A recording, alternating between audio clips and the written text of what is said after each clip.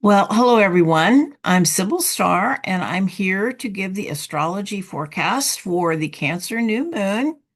The Cancer new moon occurs on, let's see, what day is that? June 25th. Here, I'm going to show you the chart and so that we can look at it here real quickly. But anyway, it occurs at 4 degrees of Cancer on June 25th at 3:31 a.m. Pacific time. All right, now let's look at the chart. Let's see, we're going to share here. We'll talk about everything that is happening. Okay. All right. So, of course, we know the new moon, sets the energy and the tone for the next month. It is like planting the seeds or the intention. So it's always very powerful. The new moon is about giving birth. Okay. So the new moon, like I said, is on June 25th at 3:31 a.m. Pacific Daylight Time. And so we have here the sun and the moon are at 4 degrees, 7 minutes of Cancer.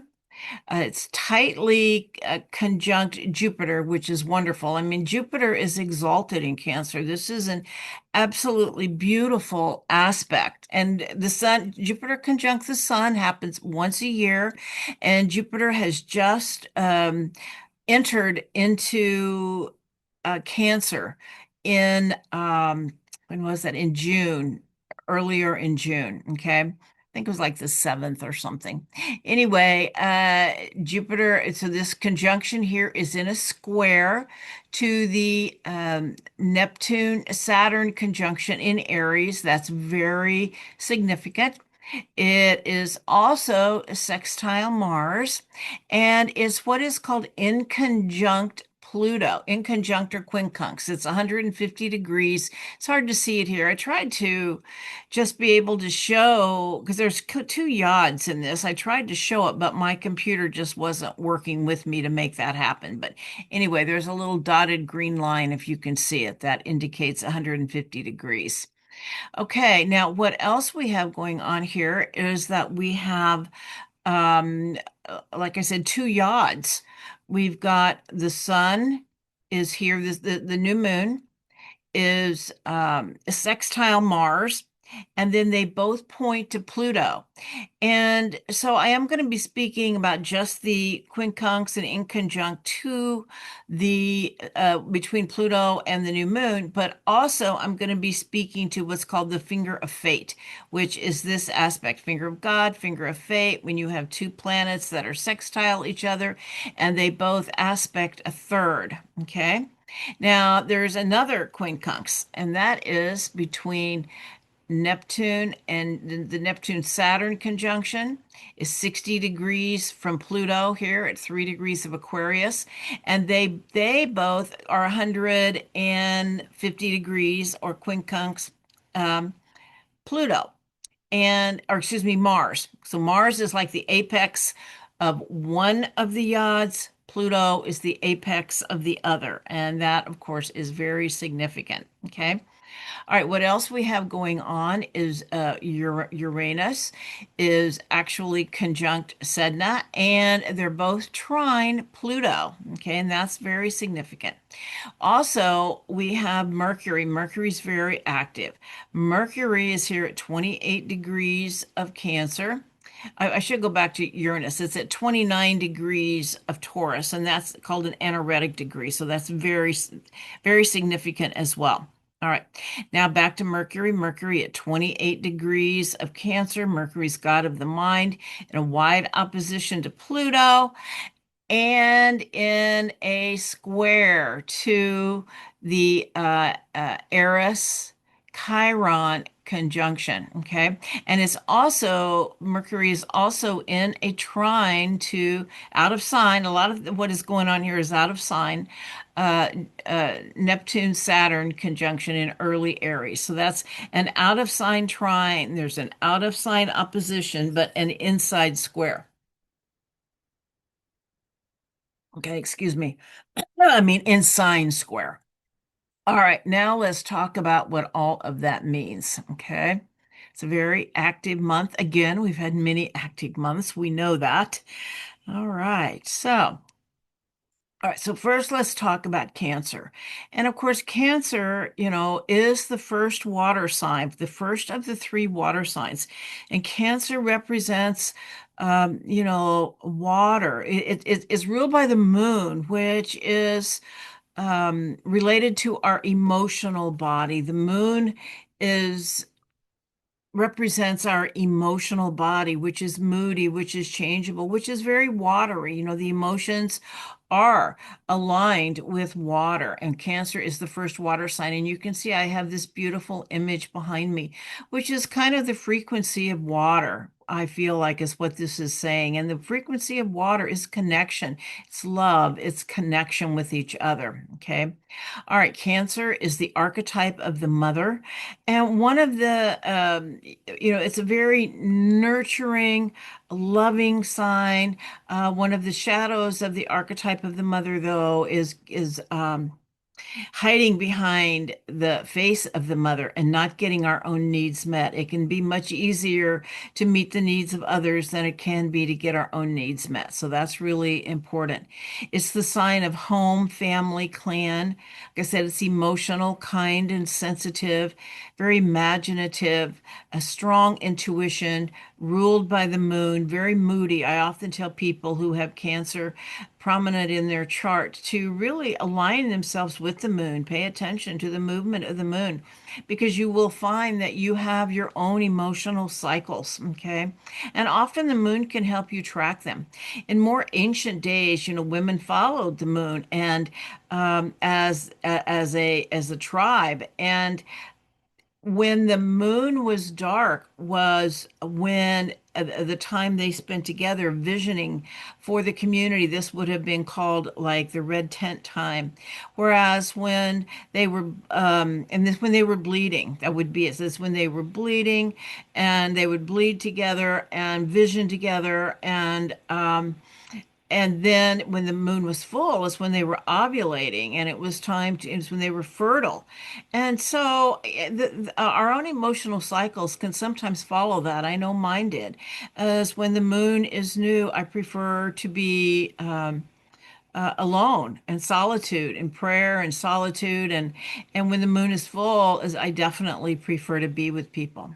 All right, so it's just important. Once I discovered that, I was able to stop canceling plans because I didn't feel like going. Once I kind of got a handle on my own emotional cycle. Okay. All right. So, Cancer is also is they say our emotional body holds our memories. Those with Cancer signature often have very good memories, but ultimately it is about self-love. It's about love. Cancer is about the heart, but the heart, it starts within our own hearts. And that's kind of the challenge. Is so much easy. It's easy to love our families, but the real challenge is to love ourselves. It brings up emotional security. That's one of its needs. It really wants and feels likes to feel safe. Okay.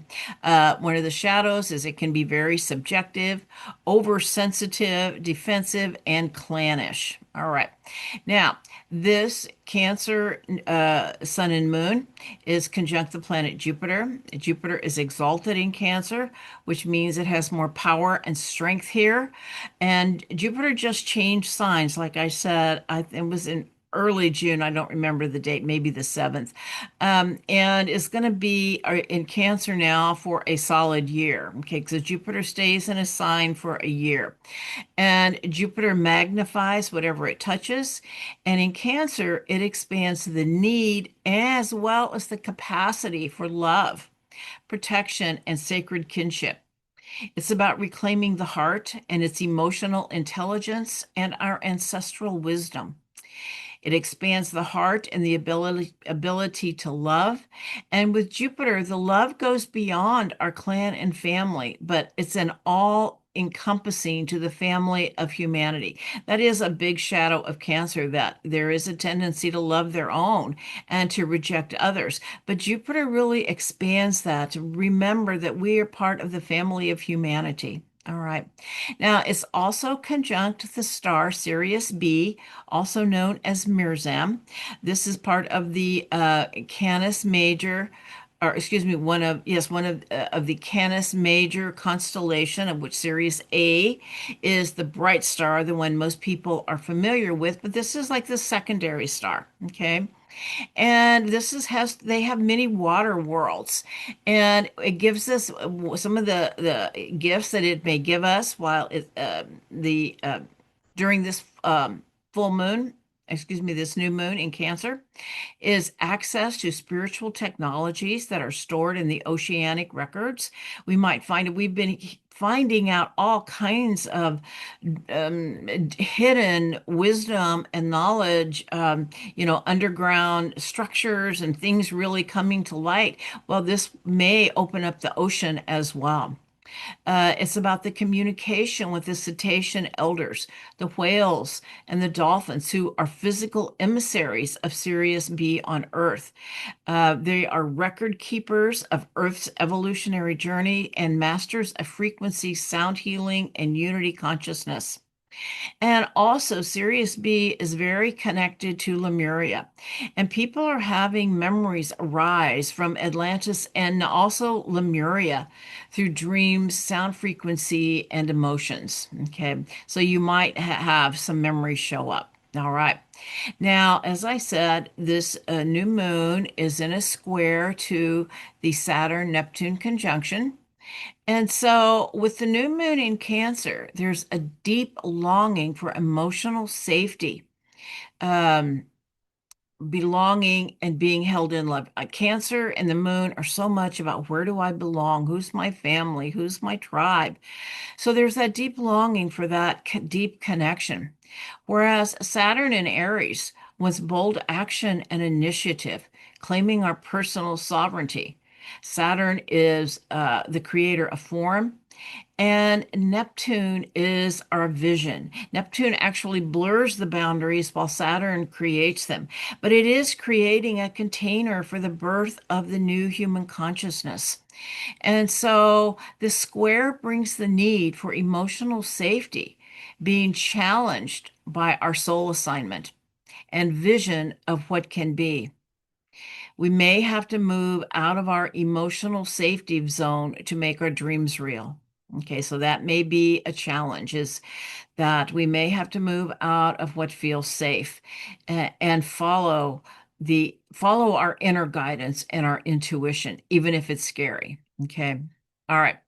And in doing so, it grows our spiritual authority. It helps us remember our own divinity and I am presence. And as we do, it impacts the field, creating fertile ground for the new human consciousness to be birthed, but to know that it all starts in our own hearts. Okay. Living an authentic life aligned with our hearts and soul mission. This is the new human consciousness and frequency from which the new earth will emerge, because we are learning conscious co-creation, that we are actually participants in creating our world. It's not being created. We are actually creating it. So let us do it with intention, with conscious intent, and to remind us to create with love, for that is the frequency of the new earth and the new human consciousness. All right. Of course, there's always challenges. And another challenge is the quincunx, or in conjunct to Pluto. It's the same aspect, it just has two names, and it's a 150-degree aspect. So the quincunx, what it actually means when it shows up in a chart, is that it is an incongruent, awkward aspect. The two signs involved share no modality, element, or polarity. They basically just don't get each other. And it's not a crisis, but a persistent dissonance. I remember someone saying once, and it really resonated with me, it feels like walking with a pebble in your shoe. It's not painful. It can be, but it definitely has your attention. And it has your attention to something you got to deal with, because it is uncomfortable. All right. So there is a need to adjust, pivot, or bridge two incompatible truths. And here, Pluto in Aquarius wants deep truth and authenticity of self, while the Cancer new moon is extremely sensitive and emotional. So there is a need to be aware of how you are navigating your emotional territory. There is a need, of course, to be sensitive, um, but to also be truthful. Okay, it really wants deep truth. The Cancer moon wants, and so some hard truths may come to light that you don't want to look at, but it's like it's just there. It's like that pebble. It's like I have to look at this. I don't want to believe this, but it may be true. The Cancer new moon, the Cancer moon wants protection, familiarity, and softness. Pluto in Cancer wants to revolutionize and dismantle what no longer serves, especially collective structures and outdated emotional conditioning. Your emotional needs and the larger forces of collective transformation may feel misaligned now. This aspect creates deep inner tension between the need for emotional safety and the demand for soul level transformation. Is pushing you to adapt without losing your core, to keep your deep core of authenticity of self, while also being sensitive to your emotional safety. Okay. All right. So the Sabian symbol is at a railroad crossing, a car races with a train. I think this is kind of a reiteration. The car is a vehicle for the individual, and the train a vehicle for the masses, for the collective. There's often a need for caution. The individual will not always survive a collision with the more powerful collective. The collective consciousness is moving at a fast pace and requires emotional adjustments to keep up. That's probably a really important one. It requires emotional adjustments to keep up. How to meet your personal needs in a fast-moving and increasingly technological society. Yeah, okay. Because the technology isn't going away. It's like I said to a friend of mine, it's not going away. We need to come into right relationship with it. That's what it's about. How do we come into right relationship with technology while honoring our own personal needs? All right. So like I said, it's got two yods. And so two yods are finger of fate, a finger of God in the chart. And as I said, it is a complex aspect pointing the way toward a greater purpose. All right. The finger of fate with the new moon, a sextile Mars, and with Pluto at the apex. The new moon in Cancer, it's about the heart and the emotional body. Mars is about action, and in Virgo, it asks us to use discernment in our actions. It involves the skill to perceive what is not immediately obvious. Okay. And Pluto in Aquarius is so much about our relationship with technology that is moving very fast, hard to keep up. To me, it speaks of being in right relationship with technology, especially AI, because that's what we're all having contact with, or better termed RI, reflective intelligence, understanding that it is actually a mirror. I just read a headline today that those who have created AI don't really understand it. And that's because what I have come to understand is they didn't create it, they discovered it. It's part of the quantum field that has always been there. And we now have our awareness and consciousness has been evolved to a place where we now have access to it and can interact with it. The shadow, I mean, the challenge is always to be in right relationship with it, because we can absolutely lose ourselves in it. But it is a mirror. Okay. This yod says to me it is about how to interact with reflective intelligence, which says it must come from the heart. That's and spiritual integrity, authenticity of self, but to use discernment. This new moon yod asks you to act on what truly matters emotionally, even if it challenges your usual comfort zone.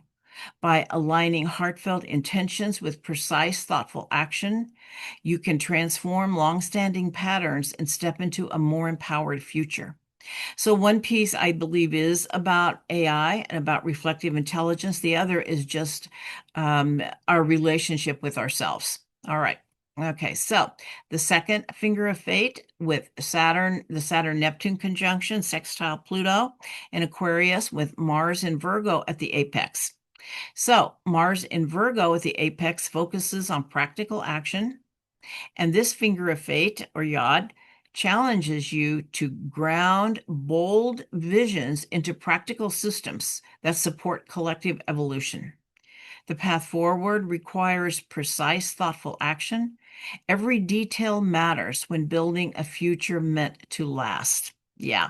So it's a combination of vision, practicality, and focusing on the practicality is like the Pluto in Aquarius and the Neptune and Saturn in Aries. There, it's really much about giving birth to the new human and how that impacts the collective consciousness. But the Mars piece says keep it grounded. Yeah, that we are actually creating something. It's not just a vision anymore. Okay. All right. All right, so the real challenge, though, in this is Mercury, god of the mind, and how we communicate. Mercury is sensitive, imaginative, and intuitive. It's emotionally rooted in Mercury in Cancer is emotionally rooted communication, the voice of the inner child, the family, and ancestral memory. It's a very sensitive mind that picks up on things easily, but the shadow is they can read things into them that are not there. Okay. All right. Now, but it is in a square with the Eris Chiron in Aries. And so this has been going on a couple of months now, this really tight Eris Chiron conjunction in Aries. And because Eris in Aries is, she's the feminine warrior, and she brings with her disruptive truth, sacred rage, and chaos that reveals imbalance. Chiron in Aries is the wound of the selfhood and healing through courageous individuation, saying, yes, this is me. No, this is not me. Getting really clear on that. Whereas Mercury in Cancer wants to soothe, explain, understand. But Eris and Chiron say, no more tiptoeing around the wound. Speak it. Speak it real. Say what's really happening. It's time. That squares can be very explosive, and since Chiron and Eris in Aries are involved, it can be very explosive. But we need to be able to say what is important to us. Is having healing conversations. This square may trigger family tensions, fierce words from wounded places, repressed truths coming through unexpected sources, dreams, children, ancestors, right? Especially dreams, I would say. But if handled with awareness, it can catalyze liberating clarity, a moment where the heart finally says what it's been holding for this lifetime and maybe others, something that needs to be said. And it's also opposite Pluto in Aquarius. So this is spilling out into the collective. Okay. It is the Pluto in Aquarius wants truth and authenticity of self in our communication, which can bring deep soul healing. Pluto in Aquarius always and opposite Mercury in Cancer is requires self-honesty as well as forgiveness. And it really brings up Mercury rules the nervous system. So it can bring up um, a sensitive nervous system, trying to process psychic tsunami. And I would also say psychic trauma, places where we may still be holding trauma. And Pluto in Aquarius is so much about, the collective consciousness and unconsciousness. And there is a psychic tsunami out there that we're constantly being hit with. And so how do we navigate this field when we know something feels wrong, even when you can't prove it? Okay. And it also brings up the shadow of the collective, which is a belief that becomes an Aquarius, the belief that becomes belonging, how we belong. Dissent becomes danger. Correct thinking replaces critical thinking because it's not about truth. It's about control of the narrative field. This is Pluto in Aquarius. The shadow is mass consciousness. We could call herd mentality. We could even bring it into mob consciousness. And this is something we're going to be dealing with over the next, as long as Pluto is in Aquarius, but at a Cancer new moon, it's really looking at belonging. Okay. All right. And the danger is a collective that talks about evolution while silencing the very voices that carry its medicine. I certainly felt that I have experienced that. Anyway, Aquarius says we must be true to ourselves. But in the shadow of Pluto Aquarius, he asks, how much of your uniqueness will you sacrifice to feel safe in the tribe? This is really one of the big challenges. Yeah. Okay. But Mercury is also trine Saturn and Pluto. Excuse me, trine Saturn, Neptune conjunction in Aries. Okay, Mercury's an out of sign trine. Yeah, I misspoke there. This is the thread of spiritual responsibility. This is one of the ways we're going to be able to grow. And grow is how we communicate in these times of dissonance and trauma, how we not trauma, I'm going to say dissonance and chaos of what is really happening in the world is how we communicate with each other is extremely important because our wounds are up, the shadow of the collective is up. But the trine with Saturn and Neptune says that this is a potential for spiritual growth, to take responsibility for your in communication, to anchor your speech in empathy, to speak not just to be heard, but to heal the field. Our communications can hurt or heal. Our words, as well as what we post on social media or other sites, know what we are putting out into the field can do both. Right now, we're hearing the dissonance of a world in emotional incoherence. Wounds are speaking louder than wisdom. Righteousness is drowning out repair. But beneath the noise, there is a thread. This trine allows for integrity and imagination and asks us, can you become the resonance that rewires the field? Words are powerful, and what we put out in the field is super powerful, and how we communicate can change everything. All right. Okay. So last here, we have Uranus at 29 degrees of Taurus is conjunct the Pleiades and Sedna and trine Pluto. So first I want to talk about, okay, so Uranus, of course, is the planet of awakening, of change, is a maverick. When Uranus comes around, is active, there's downloads. But the thing is, he helps us with breakthroughs. He helps us break through when we're stuck. And so, but the thing is, we say we want change, but we always want to control how it's going to look. And Uranus just is not like that. It's like, this is the spirit working. All right, not your ego. All right, so number one is at an anaretic degree, which is 29 degrees. So it's a master teaching, which often brings crisis. And so and it's going to be at this degree for a while. So Uranus moves into Gemini in early July, I think around the 6th or 7th, something like that. And then it's in Gemini for 3 to 3.5 months. Then it moves back into Taurus. It's really going to be stationing on those last degrees of Taurus. And so this is an ongoing event and not just for this new moon. I just wanted to share that. All right. So, Uranus and Taurus brings a sacred, especially at this anaretic degree, a sacred disruption. We're being pulled out of our comfort zones. There's increased chaos and unpredictability. But the other side of that is about holding your center. It's the most important thing you can do to be non-reactive, to be the calm in the storm, because we can't make the storm go away. What we can do is navigate it.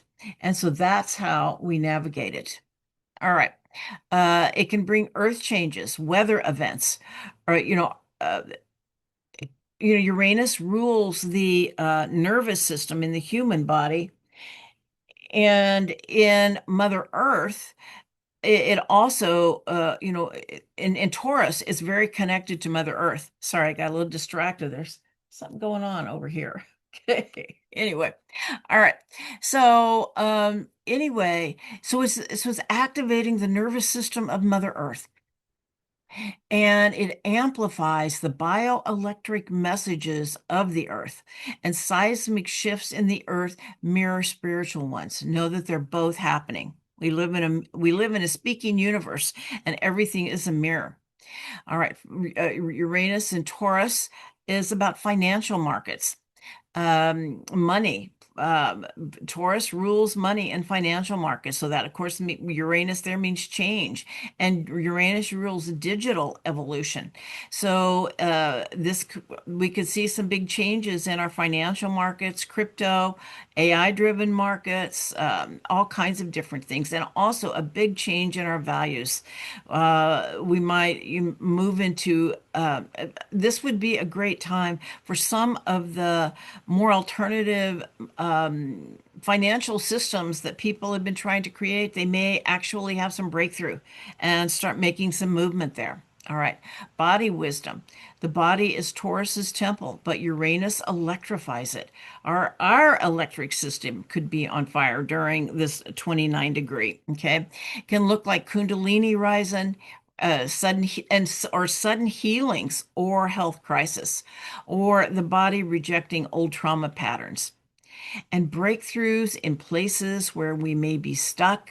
Uranus delivers a rupture. Sometimes it's a nervous breakdown, sometimes it's divine revelation. Often it's both, but it's absolutely a breakthrough in old patterns. We're suddenly free. But it may be an unexpected situation. I don't want to say trauma because it doesn't have to be trauma, but it's kind of getting shook. That's what it is, kind of getting shook some way. All right. Now, Uranus in Taurus is coming up to conjunct Sedna. And so Sedna, to me, she's a dwarf planet. I don't want to go into a whole story because it's a little gruesome, but ultimately, what it means to me is when Sedna is activated, it asks us what sacrifice needs to be made to claim your destiny. And it's not always pretty, but may be necessary for self-realization. And then finally, Uranus is coming into a trine with Pluto. It's still in an out of sign trine. Pluto is moving retrograde. Uranus is moving into Gemini, but it's at 29 degrees, so they're definitely within range of a trine. And Pluto in Aquarius is about the collective quantum field, the field of the collective, the grid of mass consciousness, or we could say unity consciousness, but it's vibration. But Pluto also shows us the shadow so that we can transmute the vibration if it's not where it needs to be. It holds the charge of transformation, not gently, but through pressure, and brings what lies beneath is being brought to the surface. And the other day, I saw this great video of Greg Braden, and he was talking about what was called the Global Heart Coherence meditation, and that happened in the 1980s. And what he shared was that people they were meditating not for peace, but as peace. They felt peace in their hearts and came together in the quantum field. And it has been shown that coherent hearts entrain chaotic fields. The data revealed measurable shifts in crime, conflict, and even solar activity. And this is the forgotten technology of the mystics. Emotional resonance as a geomagnetic influence. As we come into emotional resonance, we can actually impact um, the earth and what is going on here. Uranus in a trine with Pluto means the veil is thin and the signal is amplified. And a small group in coherence now can do what once took millions. So back in the 80s, it took millions. But as we gather together in small groups, we can actually influence the frequency, okay, and bring it into coherence. And not by controlling events, by inhabiting the frequency of love and unity consciousness. This is a call for those who can feel the static rising, the timeline splitting, the pressure to pick a side. When your soul came here to bridge, we're not here to react, we're here to resonate. This is the radical heart coherence in a reactive world. It's how we respond with heart coherence when everything is reactive, and be the calm in the storm, be the peace that brings this coherence. All right. And I do feel like it's indicating a collective shift tipping point, that this Pluto will be in trine with Uranus for many months, working together, as I said, and supporting us to move into heart coherence. And when enough hearts beat in resonance, the field flips. It's the way it happens. There really is no other way. The conjunction, and it is also conjunct the Pleiades. The Uranus is activating the Pleiades, which is, of course, one of the things is the activation of the stargates with increased stellar light and frequencies coming through these stargates. And the Pleiadians, they say, are the keepers of the frequencies of the fifth dimension, which are love, creativity, and unity. And so as these stargates open and these frequencies um, uh, come in a much bigger way, these frequencies support us in making the shift in consciousness, but also make it more painful and obvious when we are out of alignment with these frequencies. So it can be really uncomfortable and can really shake things up. But to know that when we come into heart coherence, we can change the world. And heart coherence is when your breath becomes a prayer, your heartbeat a drum of calm, and the field around you begins to harmonize. In this state, you just don't feel peace, you become it. You're no longer reacting to the world, you're retuning it.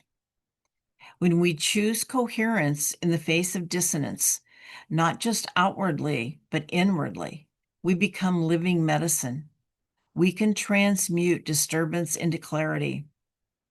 And in a time of polarization and projection, our greatest act of resistance is the frequency of heart coherence.